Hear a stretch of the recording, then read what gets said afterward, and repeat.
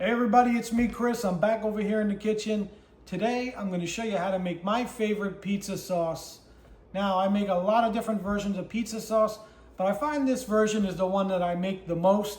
I try to make pizza once a week, and I keep going back to this one. It's really simple ingredients, it's easy to make, and it's really versatile. I mean, it's not just for pizza. You could use it for pasta. You could use it really for anything.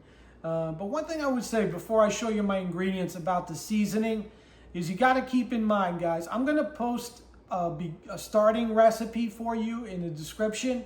But when it comes to seasoning, you know, everybody tastes something different, literally. I mean, and that's why, you know, look at coffee, for example. Some people like 1 sugar, some people like 4 sugars, some people like no sugar. Everyone tastes something different. So what I really recommend when it comes to seasoning, I'm going to give you a starting point that I like. But you really got to try it, you got to taste it, and then you got to adjust it based on what you like. And that's the way you're going to get it exactly right for you. So let me show you the ingredients. All right, guys, so the first thing and most important, you need good tomatoes if you want to make a good tomato sauce. So I like to use these Marzano tomatoes. These come whole, and you see how they have that thick pulp in there? It makes a really great tomato pizza sauce or marinara sauce. And these come with some basil in there, but if you have fresh basil, I recommend you add some. I don't have any today. I'm gonna put a little garlic, fresh garlic. I got a couple cloves here. I just cut the ends and smashed them. I took the paper off. I got a little bit of onion, chopped onion, about a 1/4 cup. And then I have my spices here. So I got kosher salt, some sugar, garlic powder, onion powder, and I got some Italian seasoning. I'm going to also put a little fresh ground black pepper, and I got some extra virgin olive oil. And what I like to do is I like a smooth pizza sauce.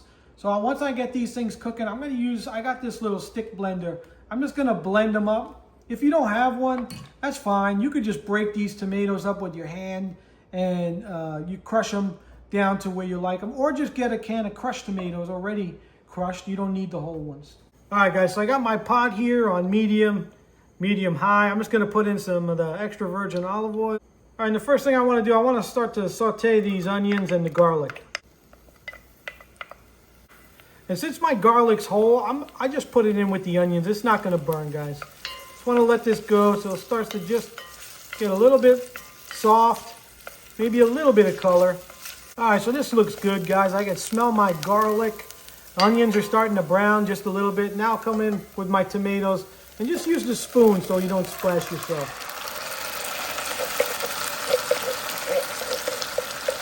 And I'll just get some water to clean out this can. All right, so the first thing I want to do is just start breaking up your tomatoes with your spoon. All right, you don't need to go too crazy on breaking them up because remember, I'm gonna blend these up later on. All right, so that looks pretty good. And now I got my can here. You see I put that water in and cleaned out the sides to get all that tomato. Put that right in. And then I just want to bring this up to a boil. You want to go gentle though. You don't want to burn it from the bottom. Just keep it on like medium heat. Bring it up to a nice gentle boil. This looks good. It's starting to simmer. Now I already have my spices here. I'm just going to put them right in. I'll just give this a quick stir. All right, so just a couple minutes to let those spices get in there. And this looks good. And now this is the point where I like to come in and crush my tomatoes. Now I'm not looking for puree. I just want to lightly crush them until the sauce is mostly smooth. But you know what? You can make it as chunky or as smooth as you want. So I'm just going to go, see how I do that? Just a little bit at a time. And that's going to puree the garlic, the onions. It's going to break down those tomatoes. And you'll have a nice, smooth pizza sauce.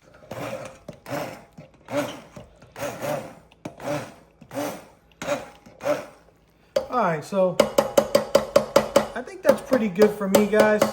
I'm going to set this aside real quick. And now I want to show you the consistency here. And you can see it's nice and smooth. Pretty much all those big chunks are out of there. But there's still a lot of water in here, so I got to cook this sauce for a little while. Now, I'm going to let this simmer for at least 20, 30 minutes. I'll keep an eye on it, just a low simmer so it doesn't burn on the bottom. And guys, it's important to also use a spatula in addition to the wooden spoon because you want to scrape down those sides as much as you can. All right, and let this simmer until most of the water's evaporated, and I'll show you what it looks like. All right, guys, so this is what it looks like after about 30 minutes. And you can just see how much it's reduced. So most of that water is gone. And you know what? You can let it go a little longer. And the more you simmer it, the thicker it'll be. So look, guys, I just transferred this to a bowl. And I just want to give you an idea of what the texture of this is like. This looks great. So there you have it, guys. That's my favorite way to make pizza sauce. Finish this with some fresh basil if you want. Break it up in there. It's phenomenal. Look for that recipe in the description.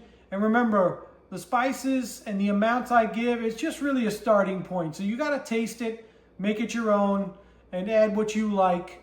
But I think you're going to really love this one. And it's not just for pizza, like I said. You could use it for anything. You use it for pasta. You could use it for garlic knots to serve on the side. A lot of different ways you could use this sauce. Hey, I hope you liked the video and I hope you try it. Don't forget, like, share, subscribe. Hit the notification button so you don't miss out on my future videos. Thanks, everybody. I'll see you on the next one.